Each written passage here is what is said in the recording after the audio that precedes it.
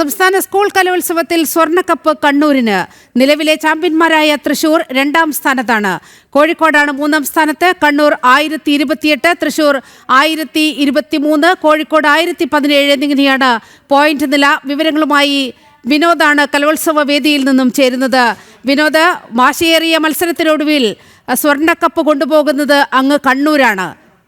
എന്താണ് കലോത്സവ നഗരിയിലെ വിശേഷങ്ങൾ?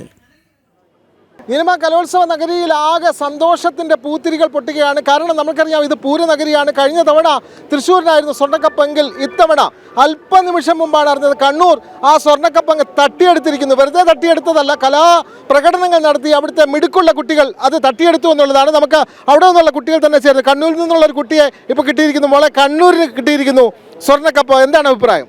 നല്ലായിരുന്നു. എല്ലാം ടൈറ്റ് മത്സരമായിരുന്നു. ജില്ലേനെക്കാട്ടും കൂടുതൽ എല്ലാവരും പ്രാക്ടീസ് ചെയ്തിരുന്നു. നല്ല സ്ട്രിക്റ്റ് ആയിരുന്നു. എല്ലാവരും ജഡ്ജസ്മാരിൽ നല്ല ക്ലിയർ ആയിട്ട് തന്നെ എന്തെങ്കിലും മിസ്റ്റേക്ക് ഉണ്ടോ എന്ന് ക്ലിയർ ആയിട്ട് നോക്കിയിരുന്നു. ഏത് ഐറ്റത്തിലാണ് പങ്കെടുത്തത്? അറബിക് നാടകത്തിൽ. അറബി നാടകം. ഏതോ ഒരു പാട്ട് പാടാന്ന് പറഞ്ഞല്ലോ, വളരെ പെട്ടെന്ന് പാടുമോ? മാണിക്ക മലരായ പൂവി മഹദിയാം ഖദീജ ബീവി മക്ക എന്ന പുണ്യനാട്ടിൽ വിലസിടും നാരി സ്വർണ്ണക്കപ്പ് മേടിക്കാൻ ടീച്ചർ കുട്ടിയെ തട്ടിക്കൊണ്ട് പോവാണല്ലേ? കണ്ണൂരിന് സ്വർണ്ണക്കപ്പ് കിട്ടി, എന്താ അഭിപ്രായം? നല്ല അഭിമാനം തോന്നുന്നു. അതുപോലെ സന്തോഷമുണ്ട്. അതിയായ സന്തോഷമുണ്ട്. പിള്ളേരെ എല്ലാം ടീച്ചർമാർ ഇങ്ങനെ സ്റ്റേജിലേക്ക് വിളിച്ച് തട്ടിക്കൊണ്ട് പോകുകയാണ്. നമ്മൾ ലൈവിന് നിർത്തുകയാണ് കുറേ കുട്ടികളെ, കണ്ണൂർ സ്വർണ്ണക്കപ്പ് നേടിയ കുട്ടികളെ. അവർക്ക് ആവേശം പറഞ്ഞറിയിക്കാൻ കഴിയുന്നില്ല. എല്ലാവരും സ്റ്റേജിലേക്ക് പോവുകയാണ്. മോഹൻലാലാണ് ഇത്തവണ സ്വർണ്ണക്കപ്പ് അവർക്ക് സമ്മാനിക്കുന്നത്. എന്തായാലും തൃശ്ശൂരിൻ്റെ മണ്ണിൽ നിന്നും കണ്ണൂർ സ്വന്തമാക്കുകയാണ് സ്വർണ്ണക്കപ്പ്.